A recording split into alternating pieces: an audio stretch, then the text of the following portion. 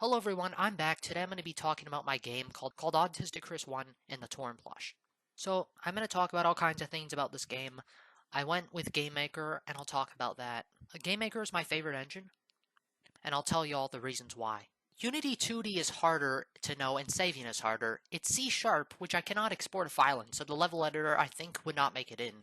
Animation takes longer, and saving requires the player prefs, and also it would have taken probably a couple weeks longer, and I did not go in with Unreal, because I'm so bad on Unreal. I have been game developing for almost a decade, and Unreal was still really hard to learn. I had such a terrible time with even trying to make a basic game that this would have taken me a much longer time.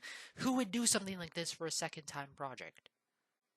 I went with GameMaker because I have worked a lot with many kinds of game makers. Also, it's much easier to use, and it's a good game engine if you want to get into game dev. Use this game engine if you wanted to get into game dev.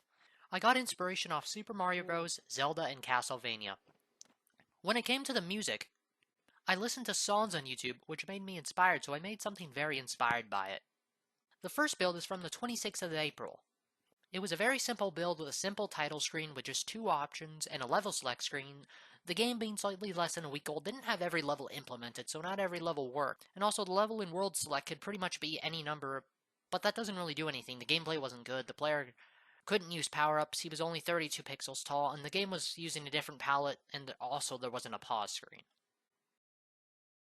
The second build has a much better title screen, the level select looks better, it still has worlds and levels to player, the player is now much taller, HUD is much better with the health, lives, and points, and the game over screen said only game over blood. Along with that, there was also a random feature, but that term is used loosely because it was just a few bridge blocks here and there. There are also a few more levels, not many though. In the third build, there are a few more levels, and the HUD was changed a bit, and there were two power-ups, but there wasn't too much difference between the second build and the third build.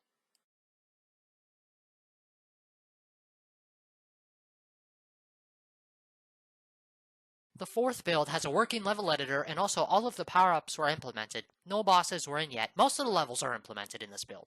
8.6 though is a bit weird, but besides that, most of the levels were implemented. This just sets two variables to 0. This has all kinds of code, like it changes the color of the background, the tile set, it makes the object that the level editing camera follows, some more code.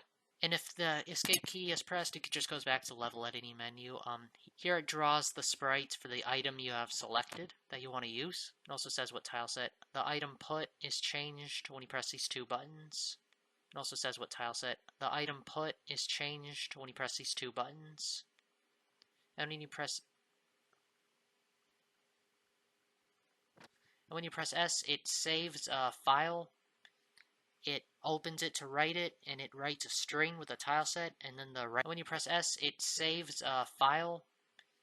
It opens it to write it, and it writes a string with a tile set, and then it writes a line. And then with every object, it saves a number. It saves all the numbers, and the X, it also saves two values for it that are needed. Very good. This is how you make a level editor very easily. I didn't know it was even this easy.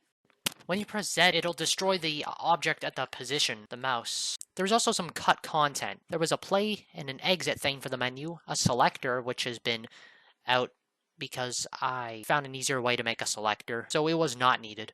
And then there was an executive dysfunction. It was going to be a power-up, which I use the term super lightly because it wasn't much of a power-up. It would make the player stop for 30 seconds or something like that. It would make the player stop moving.